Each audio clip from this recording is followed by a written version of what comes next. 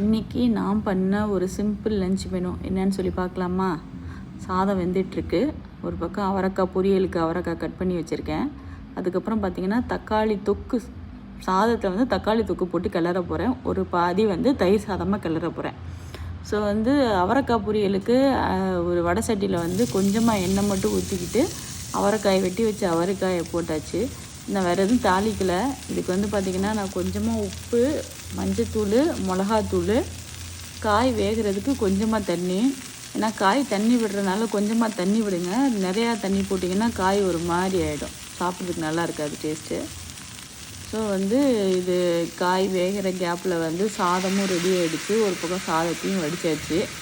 அடிக்கிற வெயிலுக்கு நம்ம வந்து டீஹைட்ரேட் ஆகாமல் இருக்கிறதுக்கு நம்ம தண்ணி நிறையா குடிக்கிற மாதிரி ஒரு அடிக்கடி ஜூஸு, இளநீ இதெல்லாம் குடிங்க. நான் போய் ஒரு ஜூஸை போட்டு வந்துடுறேன்.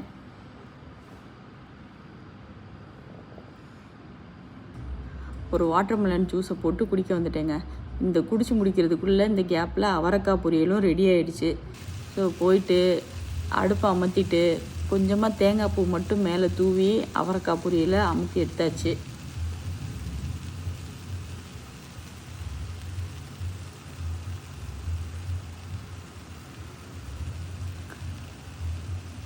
இப்போது இருக்கிற கரண்ட்டு பிரச்சனை, தண்ணி பிரச்சனை, கேஸு பிரச்சனை, வெயில் பிரச்சனை, இதுக்கெல்லாம் வந்து பெஸ்ட்டு சொல்யூஷன் கேட்டிங்கன்னா, நம்மளால் எவ்வளோ சீக்கிரம் சிம்பிளாக லன்ச் பண்ணுறது, டின்னர் பண்ணுறதெல்லாம் பண்ண முடியுதோ அவ்வளோ சிம்பிளாக பண்ணுறது நல்லதுங்க. ஒரு கடாயில் வந்து கொஞ்சமாக எண்ணெய் ஊற்றிட்டு நான் நல்லெண்ணெய் ஊற்றிருக்கேன். கடுகு, பூண்டு, ஒரு பெரிய வெங்காயம், ஒரு வரமிளகா, ஒரு பச்சை மிளகா, கொஞ்சமாக கருவேப்பிலை. இந்த வெங்காயம் வதங்கிறது கொஞ்சமாக வந்து உப்பு, ஒரு 1/4 ஸ்பூன் உப்பு. ஏன்னா நான் பண்ணி வச்சுருக்க தக்காளி தொக்கில் வந்து ஆல்ரெடி உப்பு இருக்குது, அதனால் கொஞ்சமாக போட்டுவிட்டேன். என்னோடய தக்காளி தொக்கு வீடியோ வந்து நான் உங்களுக்கு சீக்கிரமாக பெரிய வீடியோ அப்லோட் பண்ணுறேன். அது செஞ்சு பார்த்துட்டு டேஸ்ட் பண்ணி எப்படி இருக்குன்னு எனக்கு கமெண்ட்டில் போடுங்க. நான் இது ரெடி பண்ணதுக்கப்புறம் ஒரு பக்கம் பாதி சாதம் வந்து தக்காளி சாதமும் தயிர் சாதமும் ரெடி பண்ணிட்டேன். அவ்வளோதான், என்னோடய சிம்பிள் மெனு நீட்டாக வந்து ரெடி ஆயிடுச்சு. ரொம்ப நேரம் அடுப்பில் நிற்கிற வேலை இல்லை எனக்கு இன்றைக்கி.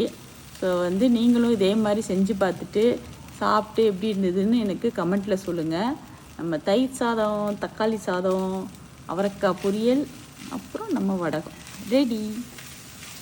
நம்ம இன்னொரு வீடியோவில் பார்ப்போங்க. பாய். என்னோடய சேனலை சப்ஸ்கிரைப் பண்ணாதவங்கலாம் சப்ஸ்கிரைப் பண்ணிடுங்க. இதே மாதிரி செஞ்சு பார்த்துட்டு எப்படி இருந்ததுன்னு எனக்கு கமெண்ட்டு சொல்லுங்கள்.